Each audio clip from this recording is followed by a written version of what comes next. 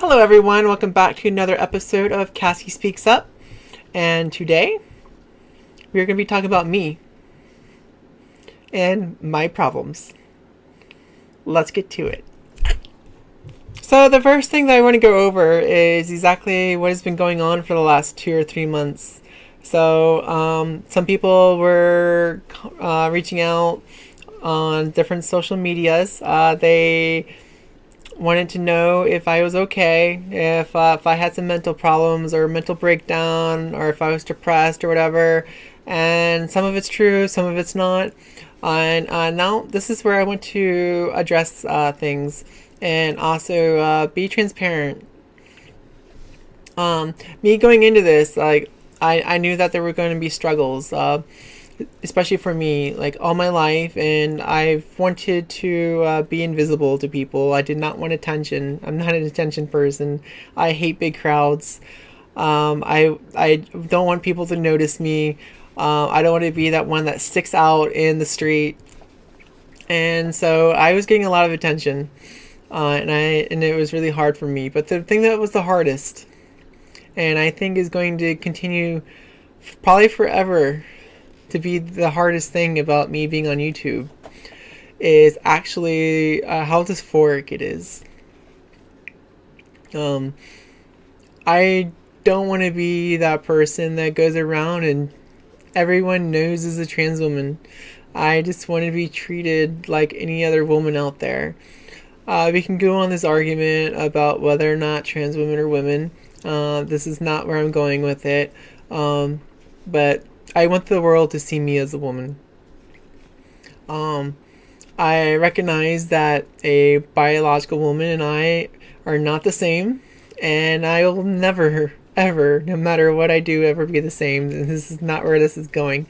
However, I don't want to be considered that trans woman or the trans woman over there, as I know, like, from personal experience.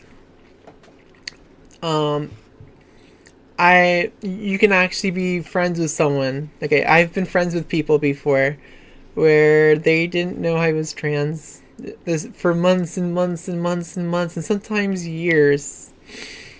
And either they find out something or whatever, or someone ends up slipping or whatever. Something happens and they find out I'm trans. I get treated so differently, and that's very dysphoric for me as well.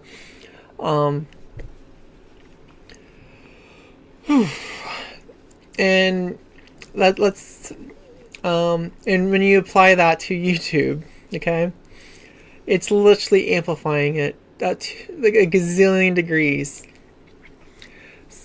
Here I am, a transsexual woman that doesn't really want the world to see them as a trans person, making a channel about trans topics where I'm going to be openly telling people that I am a transsexual or I'm a trans woman, and it's going to be out there for the world. It's very dysphoric.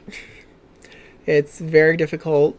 And I went into this thinking that I was going to be able to deal with it, and didn't really go into starting YouTube with much of like a plan of like how I was going to deal with the struggles.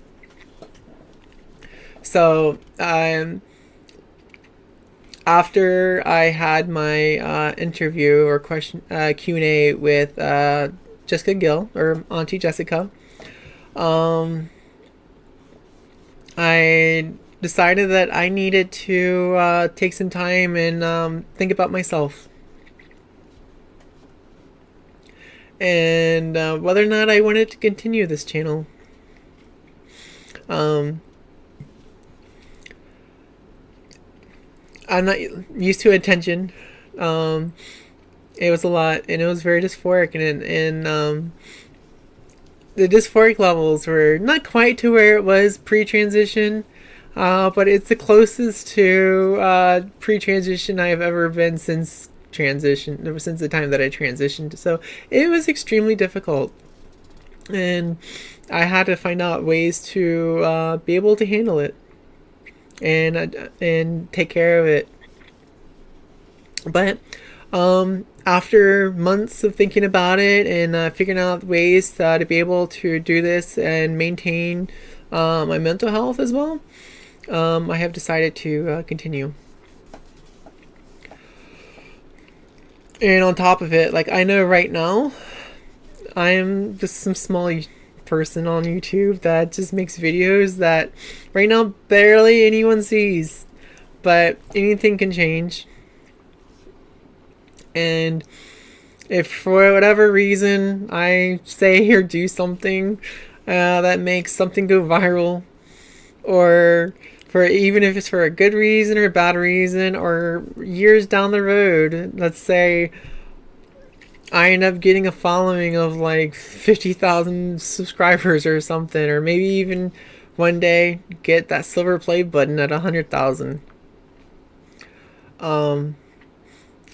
I know it's gonna be a struggle. It's gonna be very dysphoric to always constantly be publicly trans to people. But some people might ask me why. If it's so dysphoric, why do it? And that is a very, very good question.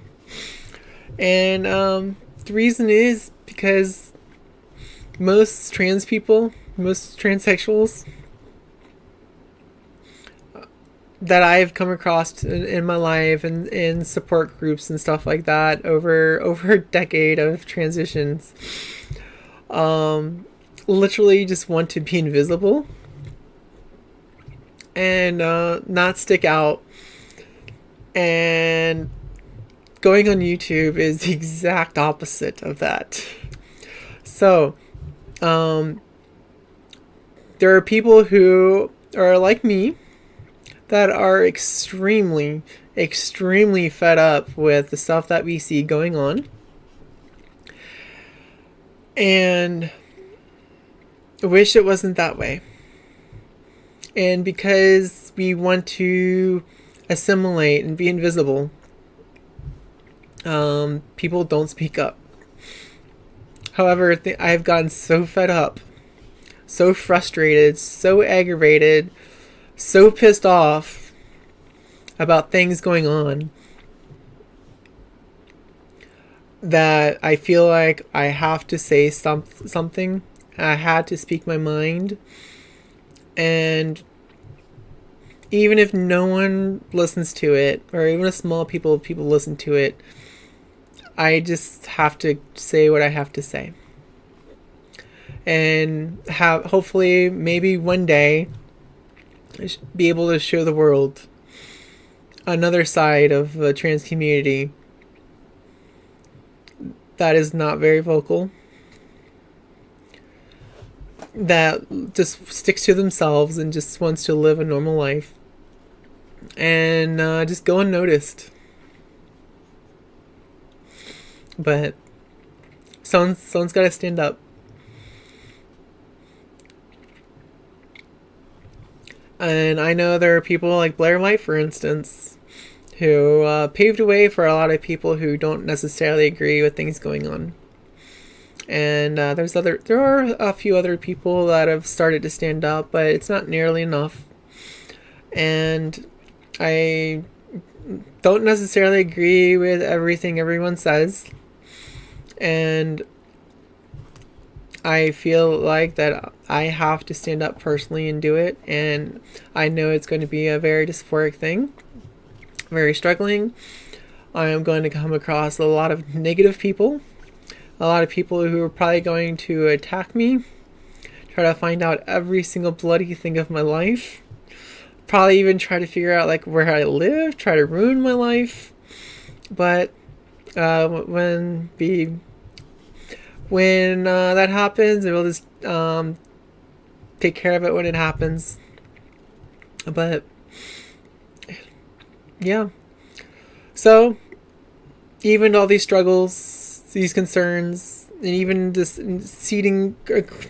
even with this overwhelming dysphoric feeling that I get by sitting at the camera right now, even as I record this, to tell you these things. Because of the status of things going on and the public perception of trans people, I feel like I have to, no matter how hard it is. And it's also the reason why I have the channel name that I have, is because Cassie is going to speak up. And I'm not going anywhere. So, let's continue this wild journey. And let's see where this takes us. And I hopefully one day the situation of the public perception of trans people and how I feel about it isn't in a situation where I feel like I can walk away from YouTube. That's honestly what I would love. But as long as things are the way that they are, I'm not going anywhere. Thank you everyone for watching this episode of me talking about my problems. I'm recording this at the very end of everything. 95% of everything that I recorded I'm not going to be using for this video. But this is the hardest video I've ever had to do. And maybe down the road I might release the other footage from this. But I cried so much during this video. During the recording of this video. So I really appreciate all of y'all, and once again, if you are not subscribed, I'd really appreciate it if you did. If you could hit that like button, and also if you could actually comment how you feel about this video, I would absolutely love it. And until the next video, I love all of you, and thank you so much for being here. I really appreciate it. Have a good one. Bye.